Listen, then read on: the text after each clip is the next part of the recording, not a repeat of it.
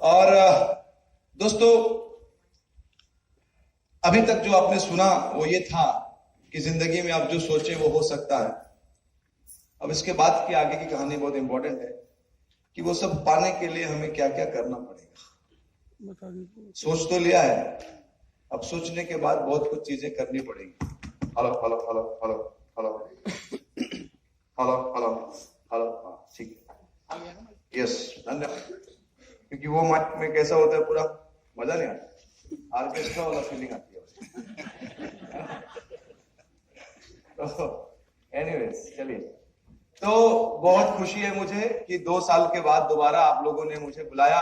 Generally दोबारा लोग बुलाते नहीं हैं, अगर किसी को दोबारा बुलाया जाए तो ये उसके लिए अच्छी बात मानी जाती है, मतलब उस ट्रेनर का कुछ तो वैल्यू है मार्केट में। 3 हिस्से में बातचीत करेंगे।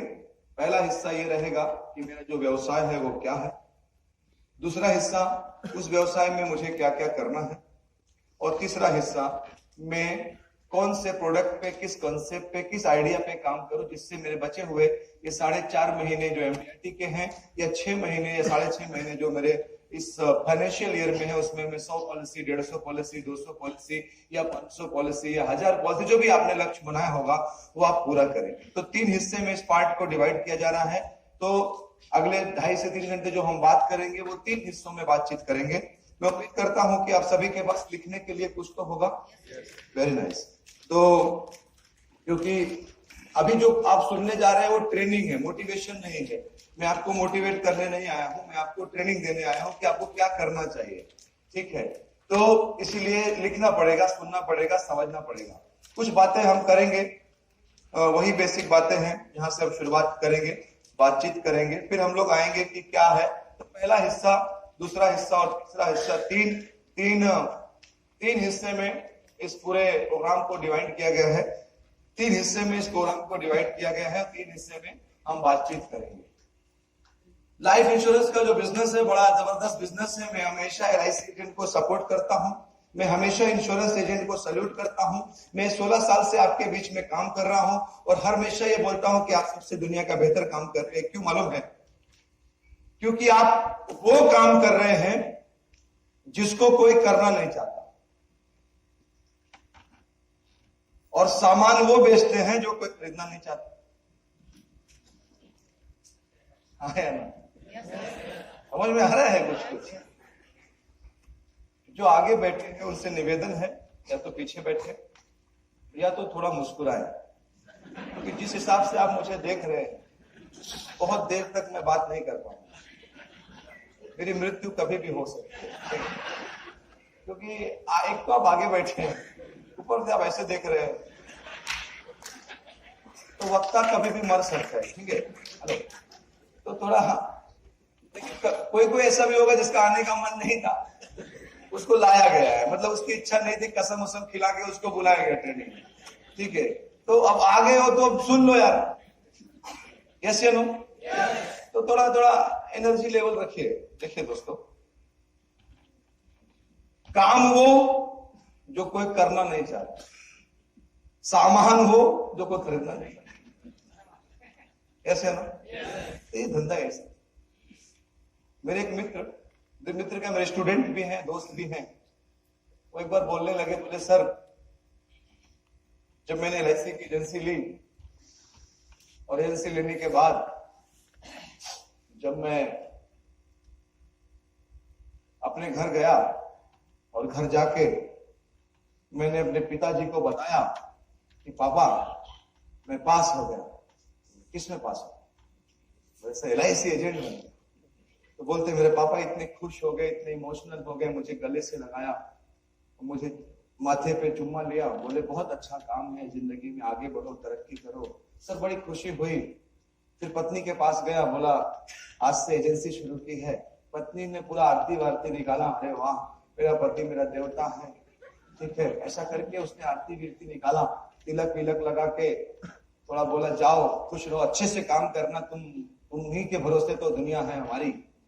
फिर वो बोलता है सर मैंने अपने दोस्तों को बताना चालू किया तो दोस्त लोग तो इतना खुश हो गए कि साले मार करने लगे कि पहला बीमा कौन लेगा, आपस में लड़ने लगे, पहला मैं नहीं, पहला मैं। उसके बाद जब रिश्तेदारों को मालूम पड़ा कि मेरे घर में कोई एजेंट बना है, खानदान में फोन आने लगा कि जब भी दिल्ली से निकलना, जब नोएडा से निकलना, जब इधर द्वारका से निकलना, एक बीमा करके जाना, बिना बीमा किए जाना मत तुम यहाँ से। सर इतना अच्छा फीलिंग आने लगा जिंदगी में कि क्या कार्य किया मैंने, इतना आनंद आ गया मुझे। मैं उम्मीद करता हूं कि आप सभी के साथ भी ऐसा ही हुआ होगा।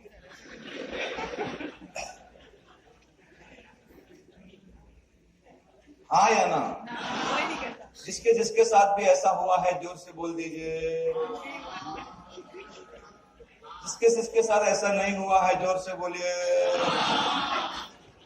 तो ऐसा उसके साथ भी नहीं हुआ था।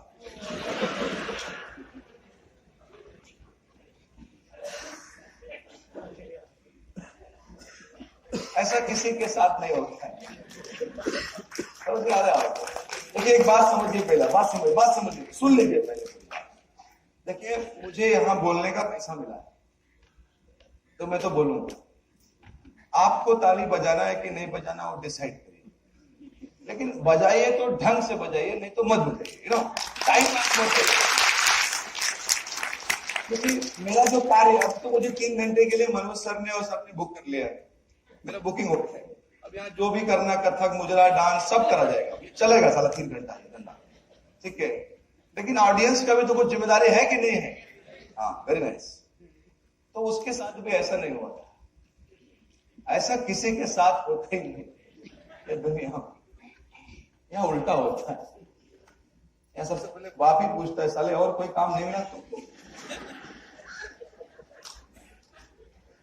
पत्नी तो यहां तक बोल देती है कि देखो तुम जो भी कर रहे हो करो, लेकिन मेरे मायके में जाके सब ड्रामा एजेंसी वाला चालू मत करो।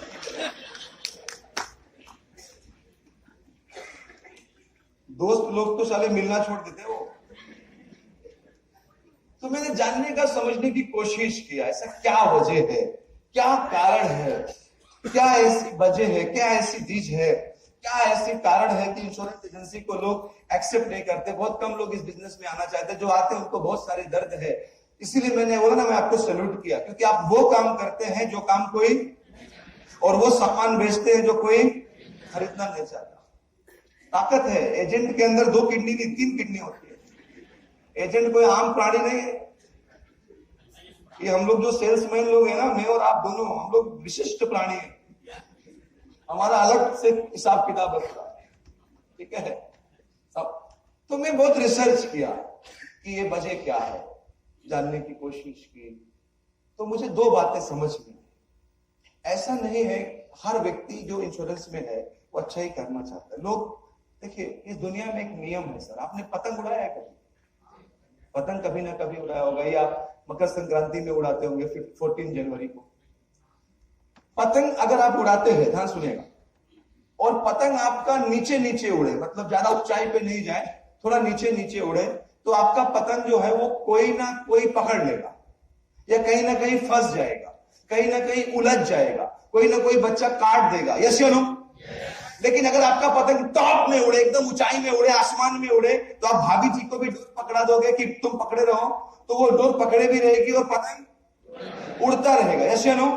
सेम जिंदगी है, सेम एजेंसी भी है। जब तक आपकी एजेंसी की पतंग नीचे नीचे उड़ेगी, हमेशा उलझती रहेगी। जिस दिन ये जिंदगी की पतंग टॉप में उड़ेगी ना दोस्तों, जिंदगी में कोई समस्या नहीं आने वाली है। समस्या ये नहीं है कि एजेंसी में प्रॉब्लम है, समस्या ये है कि साला जेब में पैसा नहीं है, तुम्हारे जेब में माल नहीं है, और तुम जाते हो उसको समझाने की माल दे दो, वो बोले तेरे पास खुद नहीं है, उसको विश्वास ही नहीं होता है। तुम बोलते हो प्रीमियम दो, वो बोलते नहीं दूंगा, मेरे पास पैसा नहीं है। तो एजेंट सोचता है हाँ मेरे पास भी नहीं है, तो तेरे पास भी नहीं है, मेरे पास भी नहीं है, तो किसके पास है? समझ में आ रहा मेरी बात? अंडरस्टैंड? एजेंसी में प्रॉब्लम नहीं है, पतंग जो है वो नीचे उड़ रहा है, हमारा पतंग टॉप में नहीं उड़ रहा है। हर तारीख का पतंग कोई नहीं काट सकता। 7 करोड़ 35 लाख फॉर्म 16 है लास्ट ईयर का। कितना? 7 करोड़ 35 लाख का फॉर्म 16 है। 7 करोड़ 35 लाख का मतलब समझते हैं आप? 2 लाख रुपया पर डे है। क्या? 2 लाख रुपया पर डे। अपना पर डे निकालो। Form 16 divided by 365 150 335। तो साला अपने को तकलीफें देने वाले। समझ में आ रहा है मुझे बात? एजेंसी में तकलीफ नहीं है, तकलीफ ये है कि आप सफल नहीं हो, इसीलिए लोग आप पे विश्वास नहीं करते। जब तक आप सफल नहीं हो जाएंगे लोग आप पे विश्वास नहीं। आपको सफल होता हुआ दिखाना पड़ेगा समाज, आपको अच्छा काम करके प्रूफ करना पड़ेगा। और एक बार वो मुकाम आपने हासिल कर लिया, एमडीआरटी या चेयरमैन क्लब मेंबर या जेडएम क्लब मेंबर्स, डीएम, जो भी बेसिक लेवल कहीं से भी, उसके बाद आपकी पतंग कभी कोई काट ही नहीं सकते। आप देख लीजिए, जो डीएम क्लब है वो डीएम रहेगा, जो चेयरमैन है चेयरमैन रहेगा, जो एमडीआरटी जो बाहर है वो नहीं रहता है। वही उसी को तकलीफ है जिंदगी, उसी को हर साल नमाजों से फोन करके बोलते हैं अभी 3 बाकी है, कर ले, तेरी कट जाएगी, तेरी कटने वाले है। तो गलती से बेचारा 3 केस करता है, लेकिन जिसका पतंग ऊंचाई में उड़ने लगता है ना, उसका पतंग कोई काट नहीं।